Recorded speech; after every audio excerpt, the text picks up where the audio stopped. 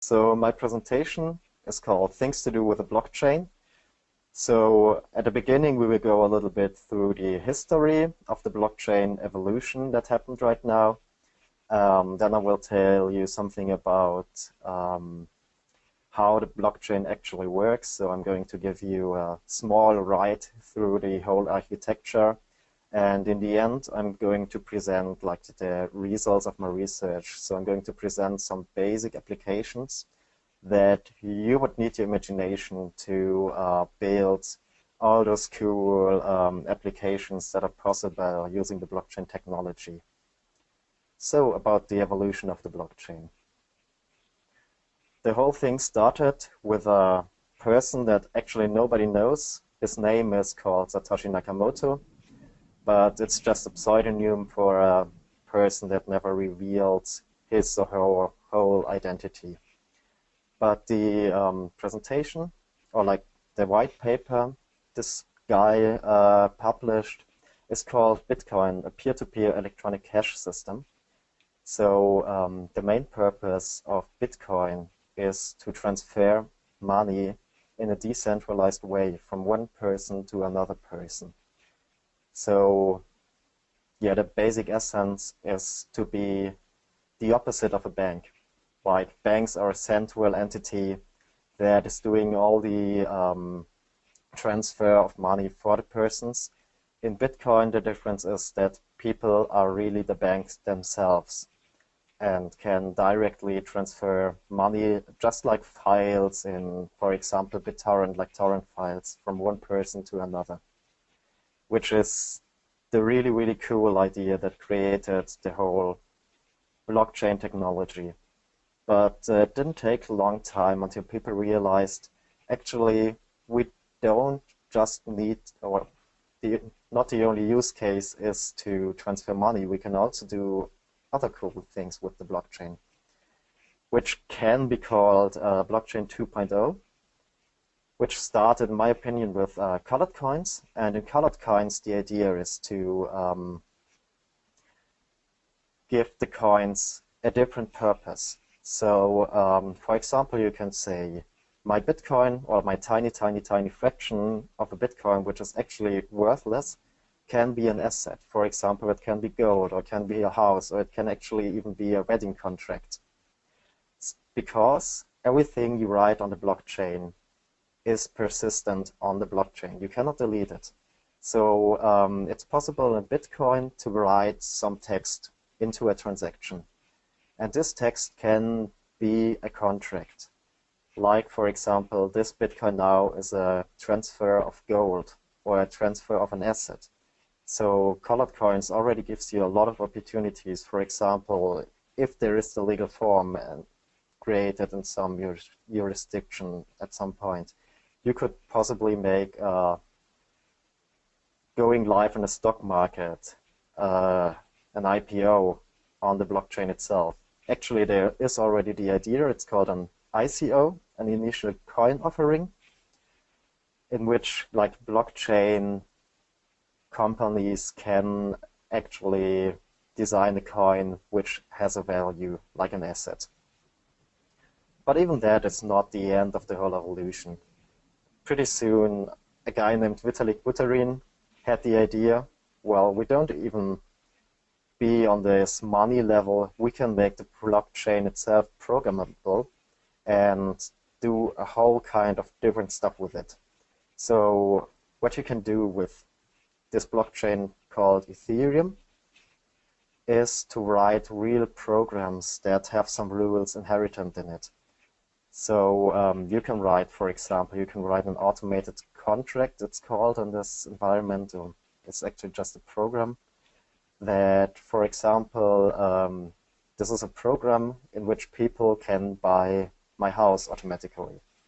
So if they send a value which is equivalent to $300,000 or something, this program will automatically send them the key for my door lock. It's just like one of the applications that are possible. I'm going to dive deeper into it after I explained the architecture. Felix, I remember that yesterday we agreed that we should throw a poll about the experience level of our audience. Can I throw a poll just how much experience your audience has about the blockchain? Yes, please. Okay, so just a minute if you please wanna fill out the poll here so Felix can have an idea about your level. And sorry for me not having said that before. So it looks like we got 70% voting, now almost 80. We just miss a few one. Still votes. Okay, nothing happened. So just another one. I'll close the vote now and I'll share it with you now, Felix. And I can tell you, if you don't have it on your screen, that we have 83%. And the question is, how much experience do you have with blockchain? And the result is that 83 say I'm a beginner, 14% intermediate, and we got a whole 3% experts. So now you know that. Okay, awesome. Yeah, thanks for letting me know. That's actually quite interesting to see. It's a lot of beginners again.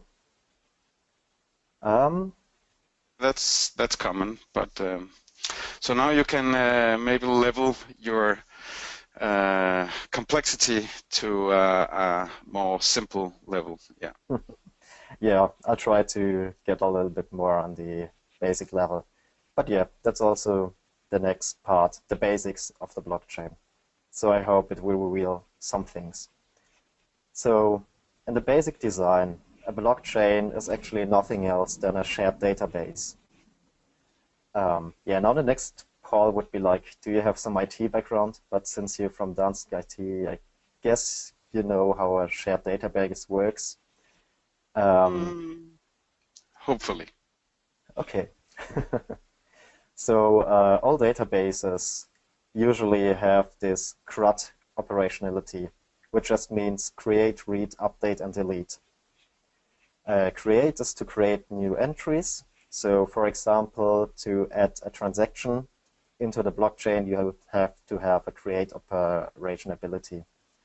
And of course, you want to read the transaction that happened. So people want to be able to see if money has actually been transferred on the blockchain.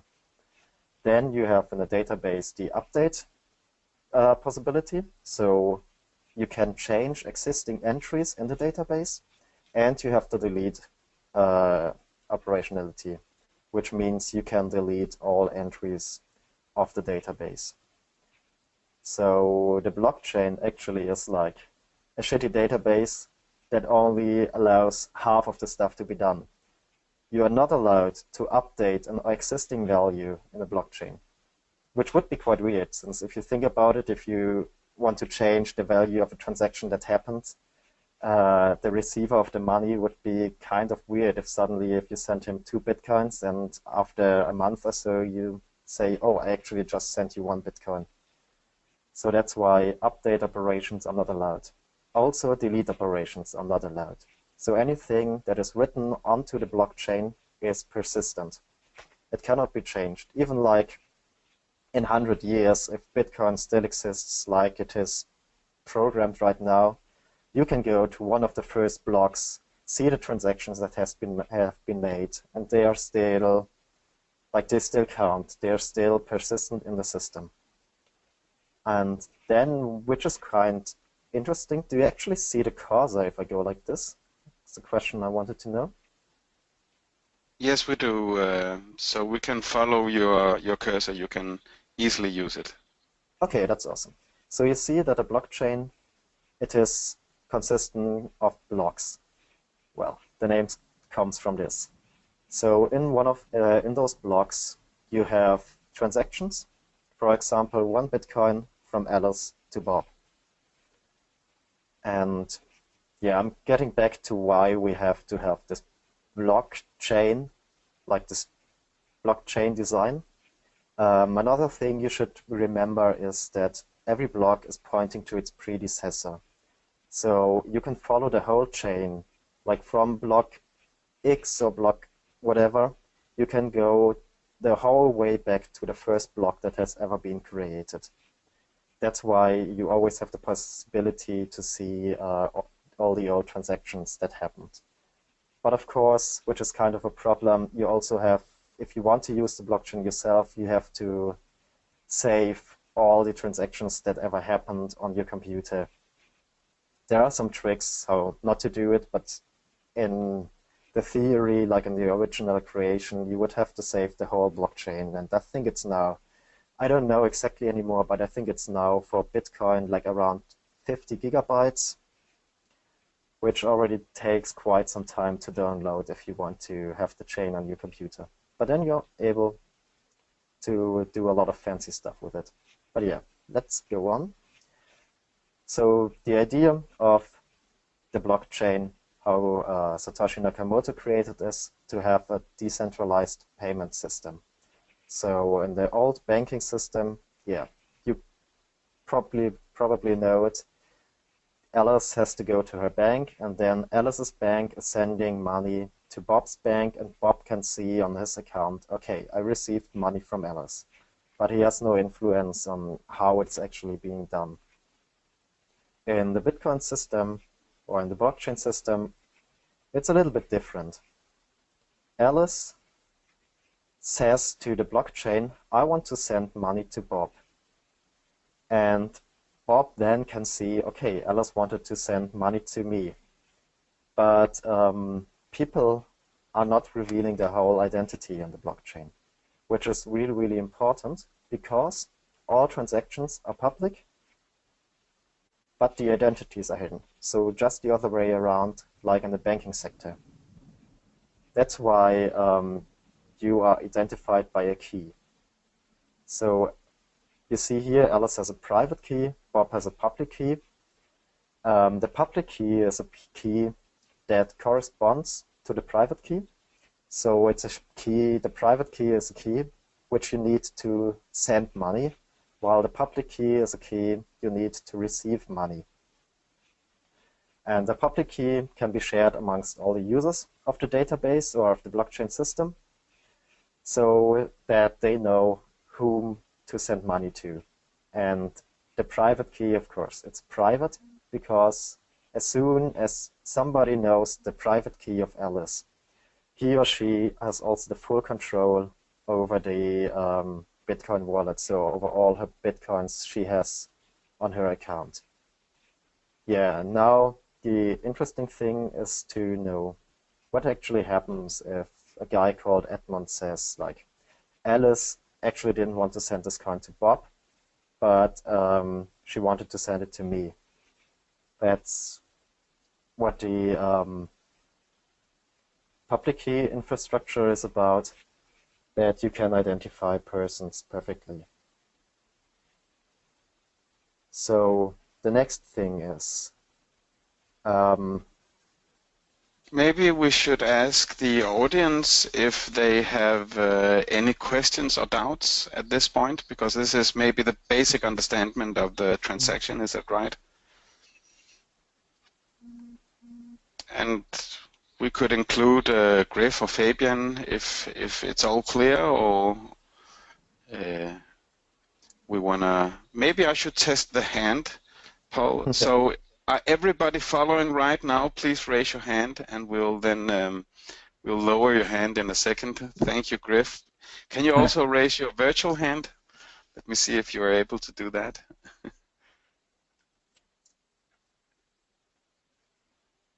So I can see that, whoa, we have a good half of the audience raising their hand, which is very nice, and some a little unattentive, and some maybe who didn't found, yeah, this looks good. So it looks like people are following you, but the rest of you, you're more than welcome to type a question, or even as when we lower the hand, maybe you can raise it again, means that you have a question for Felix. So this was just a little interruption and interaction.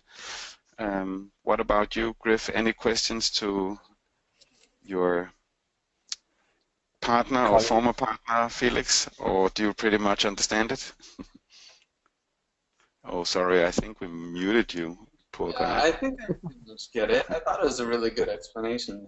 actually. Really basic, simple, how everything interacts with each other. I thought that was pretty good. Okay, fine. Well, then we can proceed.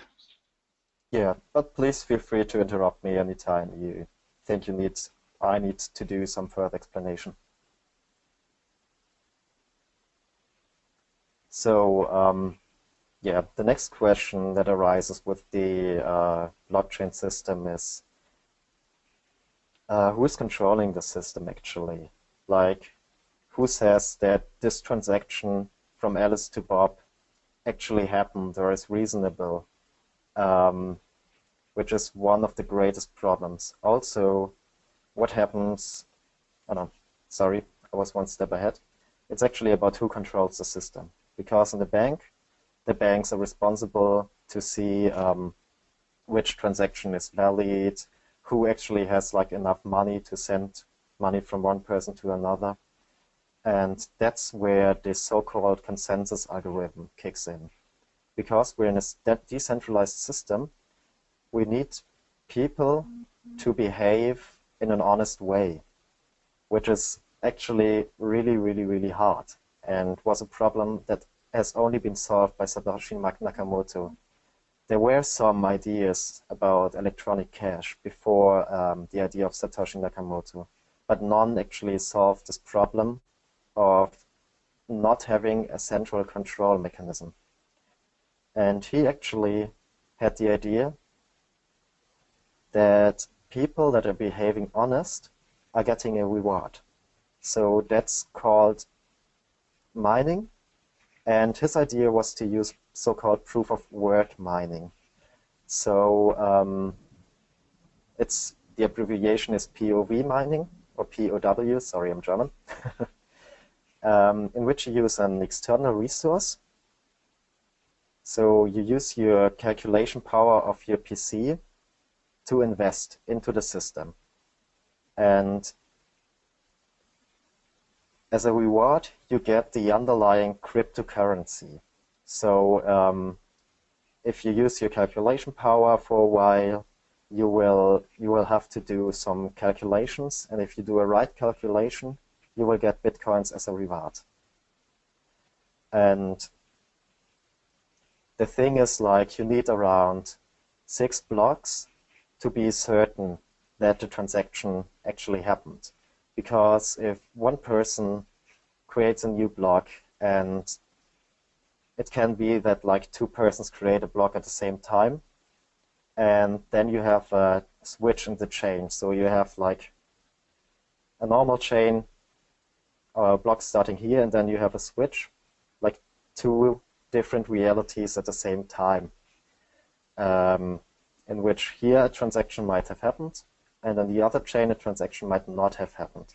So if you receive a Bitcoin, you should wait around approximately 6 blocks until you can be sure that this transaction was actually a valid transaction and that it happened. Yeah, the randomness, how you participate in this kind of system is based on a mathematical problem. So as I said, you have to solve a mathematical riddle, and as soon as a person solves this riddle, he or she will get the reward and is able to create a new block. And the faster the block solving times are, the less secure is the system. So the less calculation power you need, and the more often one person is able to solve a block, the more influence he or she has on the system. So it's good that in Bitcoin it actually takes like around 10 minutes until a block is solved, because it's a really, really hard mathematical riddle. If you just would like to use your laptop to go Bitcoin mining, yeah, it wouldn't work anymore. You would need like, I don't know, 100 years or so until you find a valid block with a normal notebook right now. There are actually now real mining rigs, like a real professional business doing this Bitcoin mining. And that's also kind of a problem, because Bitcoin mining is really, really, really power intensive. So there are some calculations that the whole Bitcoin system needs around the energy of a small island or something like this, or like a middle-sized town right now to be secure. And can I ask this logical question, because I'm just curious now about the security. So, is the Bitcoin blockchain hackable? Maybe I'm asking a question that you would probably answer and ask yourself anyway, but can you still hack the big Bitcoin blockchain? It depends on how you define hacking, actually. Yeah, you know, stealing money from it, stealing Bitcoins from a transaction or from an account. Or... So, for example, if you want to steal Bitcoin from an account, you need to get the private key of someone. Okay, that's why you asked by what kind of hacking. So if you do some shoulder surfing, or if you have like the real keys for an account, then you can go in and transfer the money to yourself or whatever. But exactly. Sure. Okay. So just let me give an example. If you want to create a Bitcoin wallet, you start with a random number, which is 1 to 10 times 77, or not 10 times 10. How is it called in English? 10 high 77. Do you know what I mean? So in a I don't know, in Danish you call it potentiality. So exactly, yeah. 10 to the potens of 77. Yeah. So okay. You can choose between a lot of numbers, and if you really choose this number, it's called a seed for your private key. So you calculate your private key using this number, and then from this number you calculate the public key. So, for example, if you choose a private key number 5 or number 1, people can just brute force your account, which means they just try out number 1 and calculate the public key. And if they get the same public key as you have, your account is hacked. Okay. So this is kind of how you could hack, like not the Bitcoin system, but just the accounts of Bitcoin. For the Bitcoin system itself, maybe we can do this in the Q&A. There are like a couple of attack possibilities that I wouldn't call like hacking, but which are actually implemented in the system.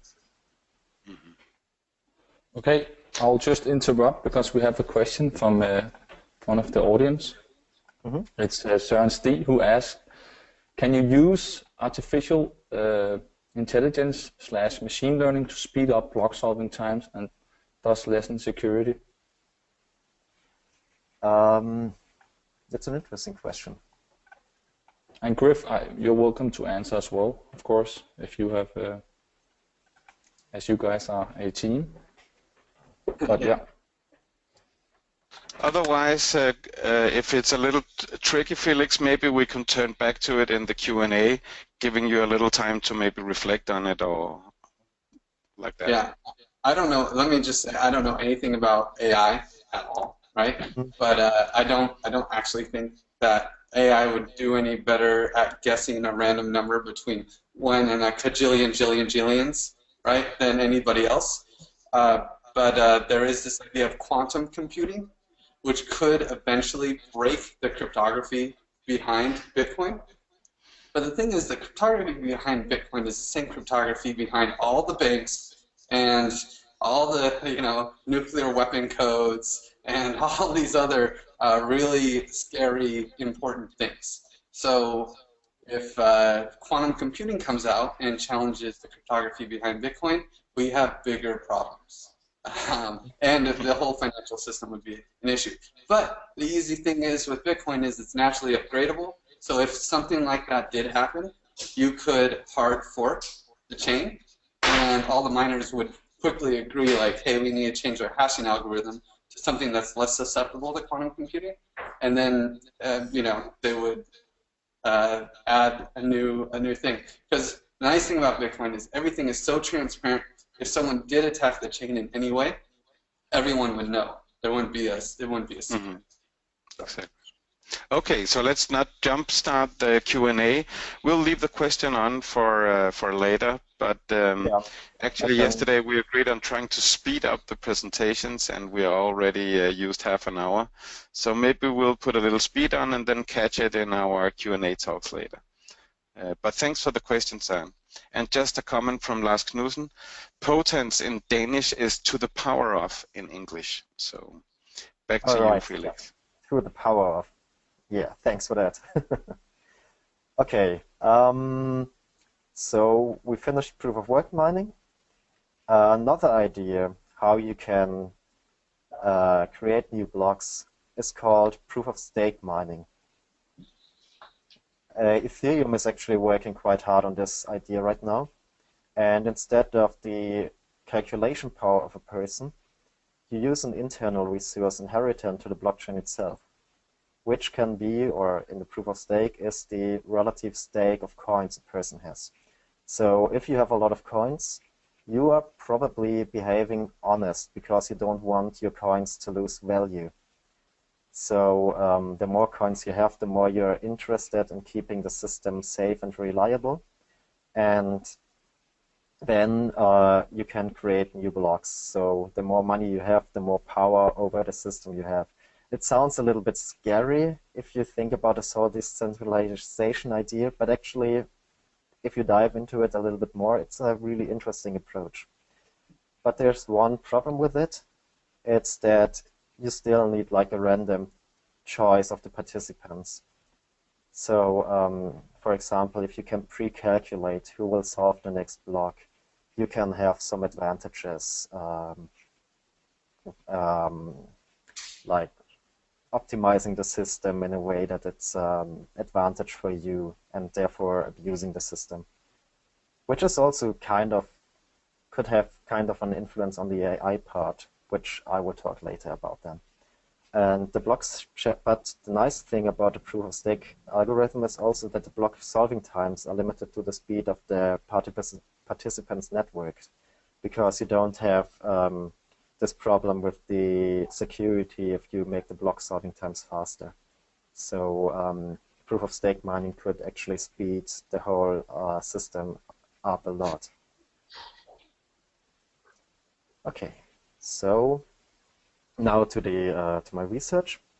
I researched some basic applications you can use the blockchain or the blockchain 3.0 for. They're called oracles, decentralized payment systems, token systems, and identity systems.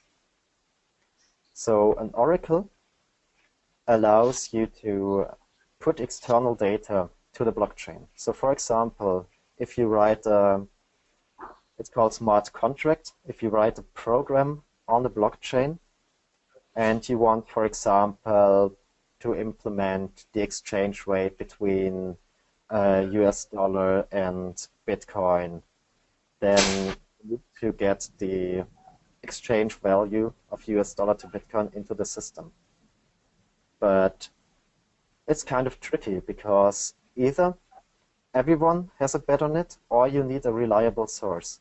So for example, if you just write a program in which you yourself implement the exchange rate, of course you are able to abuse the system and make the exchange rate in a way that it's an advantage to you. So one idea of an oracle is to use a decentralized data stream in which parties have a bet on a specific result. So it's a lot of people that can say, okay, the exchange rate is like this, and they make a bet with a token. This token needs to have some value, and in the end, at a specific point of time, the median is defined, and that is the correct results. And all the parties which are inside of this quantile of the median, they will get a reward. So it's kind of using also the idea of the blockchain itself to incentivize the people to behave honestly on betting on a specific data. The other idea is to use a central service provider. So to use a trustworthy third party that delivers data to the blockchain. And yeah, this is actually the easier way, but it's kind of this, we use a bank again way. So there are a lot of parties working on both the decentralized data stream. It's, for example, Argo are working on it, and also there's a central service provider called Oracleize, which wants to act as a trustworthy third-party data delivery system. So the next thing, it's called a decentralized payment system, which is really one of the coolest applications, in my opinion, you can do with Ethereum. So if you want to buy or sell stuff, you always have kind of this trust gap between the buyer and the seller.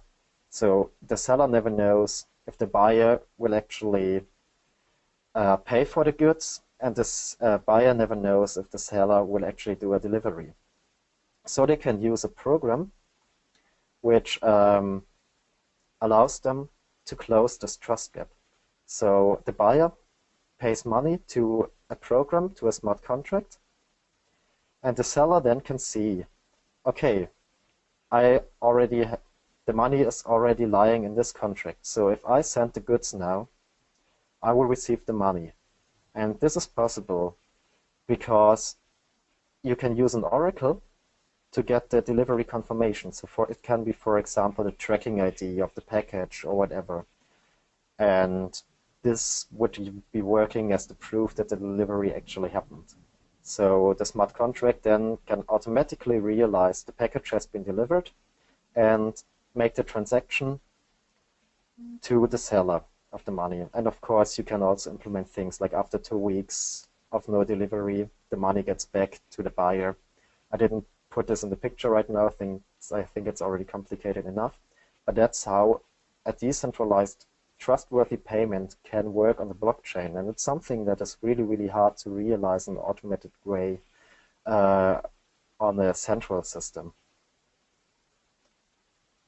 So the next thing, which I talked a little bit about, are token systems. So you can use Ethereum to create your own currency. So it doesn't take a lot of time for me to create my Felix token, for example, or to create a DANSK IT token. And there are just some ways that the token can be different. So, for example, the way of the minting, the tradability, the divisibility, and what was the last one? The amount. Oops, sorry. So, for example, you can have a token which is a voting right. Then you will have a non-divisible token, which probably shouldn't be traded. If you, for example, use this to have a voting in your company, you just give people a distinct amount of tokens, and they have distinct voting power then. So tokens don't only have to be money. They can be like anything. They can be also stocks. Depends on your imagination and your implementation of token. The next thing are identity systems. Can you still hear me? Because it's saying there are problems with my internet. We can still hear you. It is fine. Okay, so perfect. Please continue. Yeah, thank you. Okay, the last idea are identity systems. So yeah, you actually want to be anonymous on the blockchain, but at some point you need the identity of a person, because if you do some real contract or anything like this, you need to know who you're dealing with. Or if you have know your customer liability as a real business, you need to know who you're dealing with. And the blockchain is actually quite good at this as well. So I got the idea from, it was Oracleize, I think. No, it's actually the idea of a company I used here to have like address-based, or to verify the address of a user on the blockchain.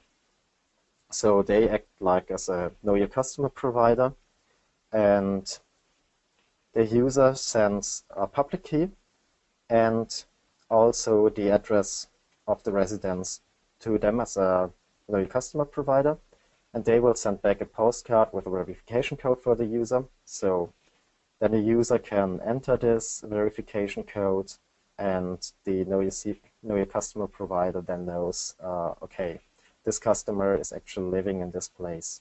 And then another service can use their data they're storing on the blockchain to verify that a person is actually living where he or she says she's living. So the nice thing about this identity system is that you do not, that you can always see that the data which is being revealed about you is just the data that you're allowing to reveal. That's how an identity system on a blockchain works. And that's also the end of my presentation now. That's great. If there's